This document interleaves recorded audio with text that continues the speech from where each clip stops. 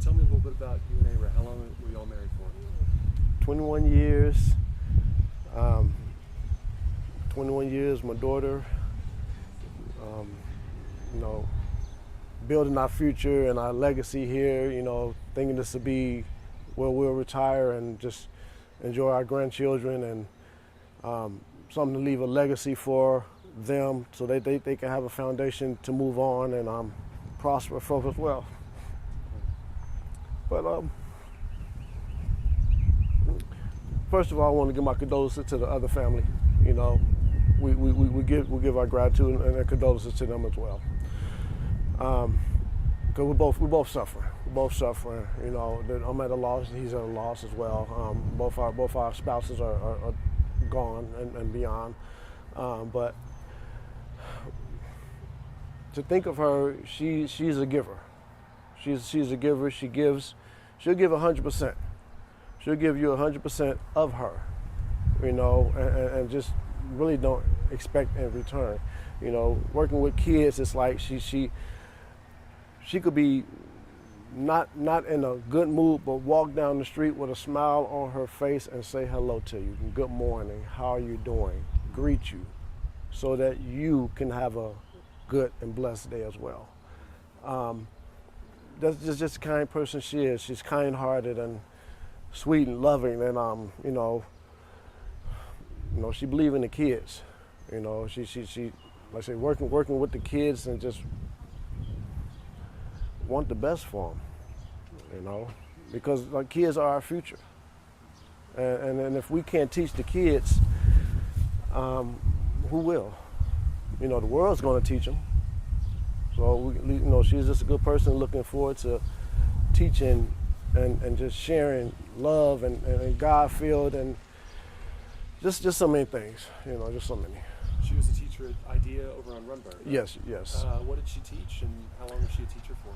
She was a teacher around 2 years, and then she moved up to the administrative side, you know, from the kindergarten level, moved up to the administrative side, but never stopped being involved with the kids.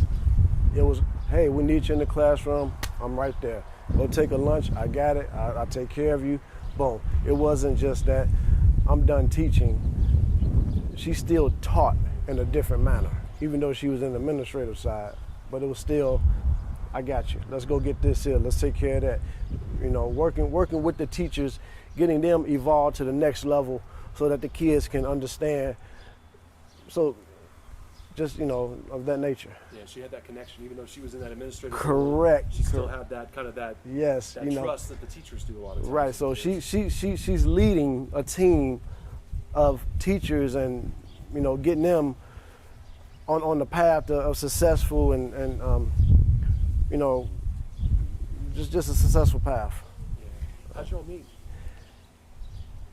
We met of an associate that I knew in Dallas, and we connected, and I liked what I saw, and I liked how she was about, and I just said, "Can I call you?" And it's been 21 years later. Do y'all have any hobbies you like to do together? Just outing, just enjoying life, outing, whatever. Nothing specific, just go to the beach, water activities, football, you know, just outing, just enjoying life. You know, praising God for the blessing that He has given us, and just one step at a time. Yeah. So, y'all both from the Dallas area? I'm originally from Chicago. Yeah, she's from Dallas, and you know, I transitioned here from Illinois and settled here in Austin originally, then moved here to Pflugerville and been here ever since. About 8 years, you were telling me, right? Yes. And like I say, this is my sanctuary. This is where I was, you know, coming to enjoy the rest of my life at. You know, no more moving around, no more settle. I mean, just, you know, settling down, building a legacy for my daughter and my grandchildren, and just living life. If you're up for it, you want to talk about just what, you know, Saturday you guys are going to the event, something you guys have been looking forward to. Nice day. Asked me, "You want to go to the event?" I said, "Sure, let's go." We go with a coworker, met a coworker there of hers. Sitting down, enjoying the music. They're talking. I'm listening to the music. I'm okay. We're just enjoying ourselves. Step off to the bathroom. I come out. I hear what I thought was firecrackers. Oh, that's firecrackers. What y'all running for? I casually walked back to my seat and I was flagged down that my wife was injured. From that time, it was just no response and no action, and so as everything was progressing, we tried to revive. It wasn't looking good. It was heartbreaking, and to see them performing, life-saving measures, and nothing coming out of it, and it's heartbreaking. It's heartbreaking. It's like a dream that I'm still living and I haven't woke up, and I'm like, this is not real. It's just not real, and it's not happening. And I was just down and out. It hurts, and it's senseless. It's carelessness. It's just. But I can't bring her back. There's nothing that's going to change it to bring her back. But we'll just have to just live on with her legacy and keep her in spirit. And however that she affected you, you remember her by that. If she touched you in a way of a smile every day coming into work, of a pep talk and encouragement and laughter and whatever, that's how you remember her. We're going to survive. I'm going to get through this. We're going to get through this. I have a strong backbone of support. I appreciate all the acknowledgments, the encouragements, the condolences, and I mean, it's just been very, very overwhelming. I didn't expect this much outpouring of support. And I'm very grateful for all of that has sent their gestures. It's a lot of support, and I'm hoping the other families have just as much support. We did reach out to them and send our condolences, out of respect for them, because we're both at a loss. So it's tough, but I have my daughter. I'm gonna live. I'm gonna live through her. We were talking a little bit before we started doing this interview, but you said a lot of people have been coming by over the last 36 hours. You got a lot of support. Just tell me about that. Tell me about just the support that you've gotten. Oh man, it's come from the East Coast, the West Coast, the Mid-South, the Midwest. It's just pouring in from her work. People who she associated with, that we associated with. There's just the outpouring of support from the people she connected with in the community to just it's everybody. It's everybody. It's just unimaginable people that are contacting me that I would never thought to have contacted me and give me that outreach of support. And it's overwhelming. It's overwhelming. It's coming from everywhere. Do you have a message for the person that did this, if they're watching this right now? Accountability. It's just, unfortunately, I don't. I don't.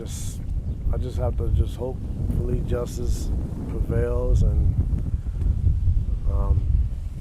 turn yourself in. But hopefully, it's just you have a change of heart of what had occurred. 2 innocent people gone, just gone, just senseless, just senseless. Finally, Chris, you talk about legacy, right? Your wife, she's a giver. There's that positive spirit. What's her legacy to you? How do you want folks to remember her? How do you want them to carry on her spirit here? The smile that she gives, the laughter, the open heart, just like that. It's the kindness, all that. It was nothing.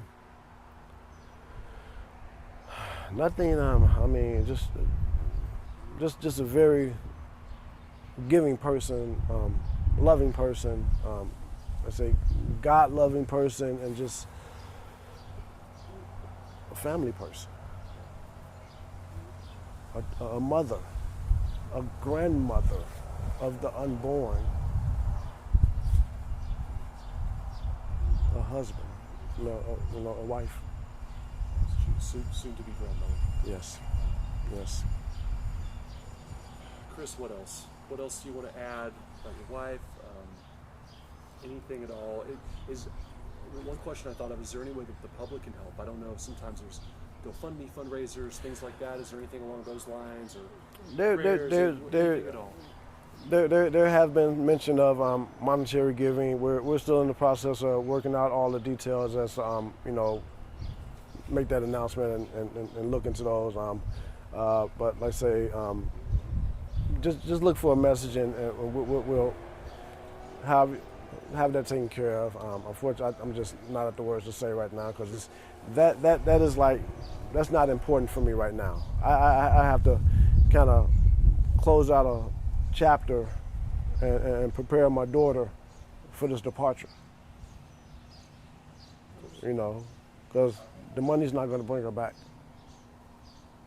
So, just trying to close out this chapter and move on with our lives, and just thank the backbone support that I'm having with my cousin and the family members that they're coming, and like I say, the public support is just outpouring. It's outpouring. It's outpouring. Even from total strangers? Yes. Yeah. Yes. Chris, anything else? No, I can't think of anything. Yeah. All right. Thank you so much. Thank you. Appreciate you. Okay, and same drill. You'll just look right at me. If I ask you something you don't want to answer, no problem. We'll move on. Okay. Can you say your first name again for me? My name is Alena. Alena, how do you spell that? Alena. Okay, and your last name? Holmes. Holmes. Okay, and how old are you, Alena? I'm 20, and my birthday is next Wednesday, so I'll be turning 21. Okay, turning 21 next Wednesday. Junior at Prairie View? Yes. So studying kinesiology? Yes. Okay. And you're telling me you're expecting your first child? Yes, I am. Congratulations. Thank you. When is the due date? The due date is December 11th, 2024. Okay. Pretty recent news. Yes. And you're getting ready to move to London, right? Yes, sir. Tell me about that.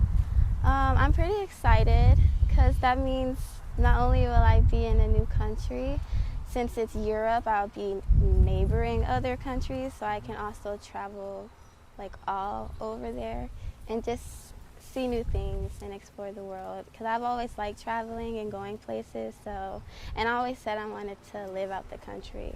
Yeah. So I feel like here it is. Your boyfriend is stationed in the Air Force? My husband. Oh, your husband, I'm sorry. Yes. My apologies. It's okay. And you're getting ready to move there. Was it next month? I was going to leave on the 24th of June and arrive on the 25th. Okay. Mm-hmm. Just kind of the same question I asked your dad. Just tell me a little bit about your mom. My mom, she's a very smart woman, very smart and caring and loving. And she always wants the best for others, even if sometimes it lessens for herself. She doesn't let that get in the way of how she treats others. She always treats others with the utmost respect, no matter who they are or how they are to her. And she's just very caring, and she was like my best friend. When was the last time you saw her and spoke to her? I actually seen her before they had left for the festival. So she was getting ready downstairs into her room, and she was just asking me, like, how does her hair look and stuff. And I asked her if she wanted me to put it in a braid because it was in a ponytail, and she said yeah. And then when my dad was setting up the car and the cooler, we were laughing because my dog really wanted to go. Like, he can tell when people are leaving, so he ended up jumping into the car, and she was just saying she just let him do it just to be funny and stuff, and we were joking about that. And then that was it. They had went in the car, and I had let the garage down, and I had went back inside. You did not go to the festival. Mm-mm. When did you get the news about what happened? Whenever my dad came back home, I had fallen asleep, but I had woken up, I would say probably about 10 minutes before he came home that night. And he had came into my room, and he told me to sit down with him, and that's when he told me and stuff. It was probably, I really don't know what time. I would say like almost 1:30 in the morning, but that could be wrong. I mean, it's 1:30 in the morning, you're asleep, Mm-hmm. you're woken up, Dad sits you down, and he tells you what he tells you. I mean, I wouldn't even know how to put that into words, but can you put that into words, what you were feeling, what you were thinking? At first I wasn't really expecting anything, because it's not abnormal for them to like come to my room when they come back from being out. And but I started questioning, because I was laying down on my side on my phone. He kept telling me to like sit up and stuff, so at first I wasn't, but then like I did. I sat on the edge of my bed, and then he was just saying like, you know how much like my mom and dad love me and stuff, and I was just like, yes, like I know. And then he said that like something happened, and so then like I didn't even process that like my mom wasn't home yet. And then he had said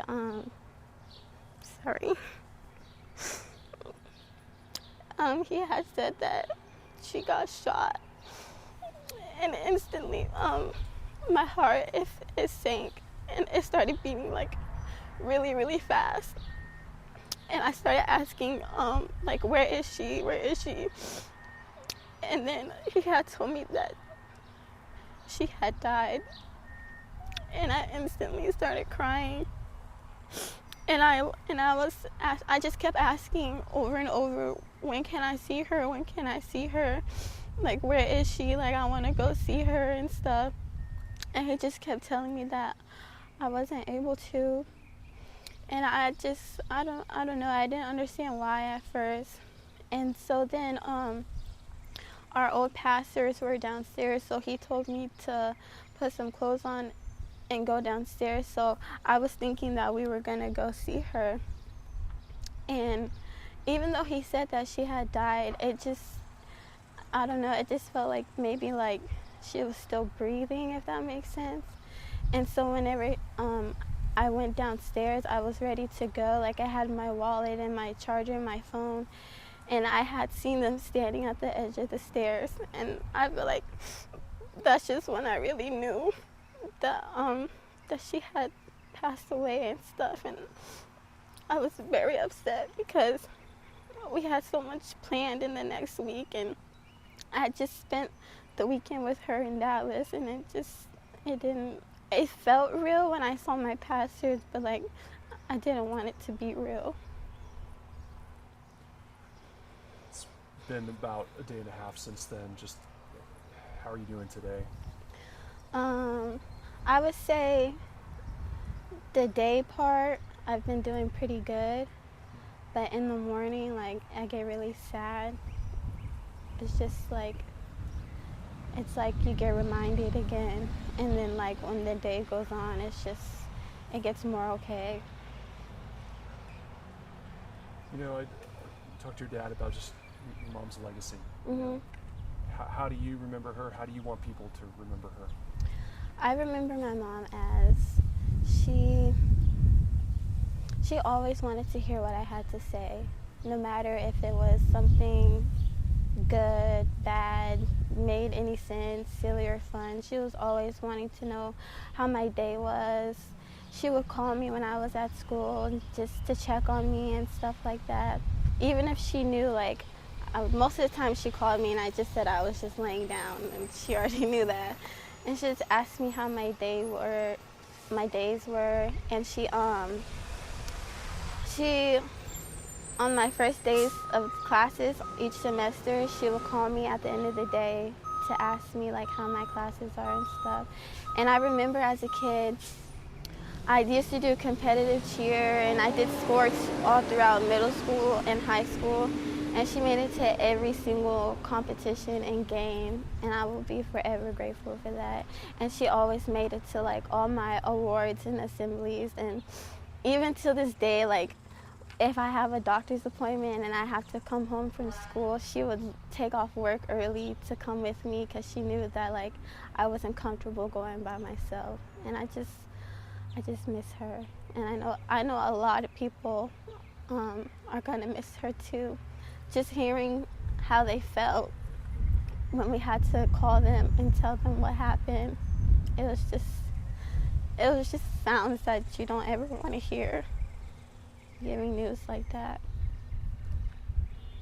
You really saw the impact that she had on other people.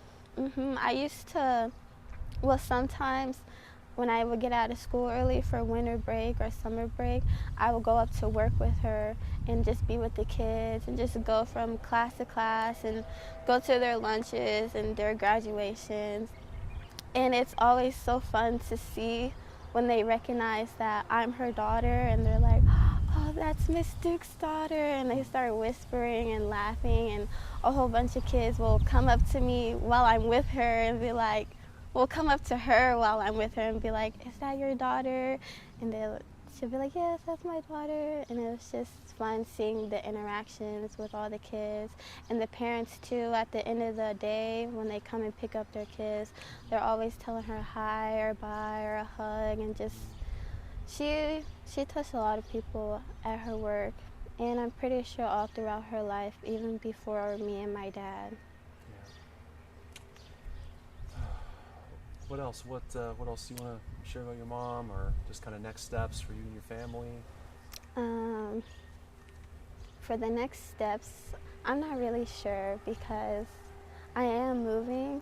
So I had already mentally prepared to leave, I guess, but I just wasn't prepared for her to leave. So I guess we'll just have to like see for itself and go day by day. I can't really say what to expect for right now. For people watching this, is there any way they're able to help your family? Just prayers and, sending their condolences. We really like hearing the memories that they had with her, or how she has impacted them and inspired them and stuff like that, because we don't really hear every day how someone you love impacts other people unless they come and tell you randomly. So we do like enjoy reading those about that, so that would be great for them to do. Just finally, I asked your dad this question too, and you don't have to answer if you don't want to, but do you have a message for the person responsible for this?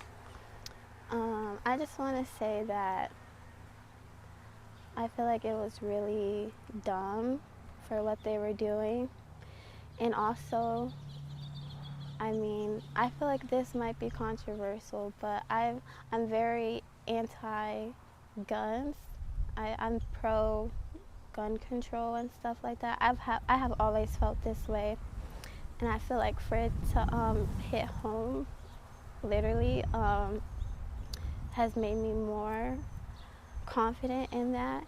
And I just want to say that if you have problems with people, I always say that shooting or using guns is lame, and you should fight physically and determine, I guess, who wins that way. Because if you have a gun or a weapon, it's just, I feel like it's too easy. Like, you're not really about it, if that makes sense. And I just want to say that you didn't just hurt like Texas, you hurt all the states and even people in a different country. So that's all I have to say.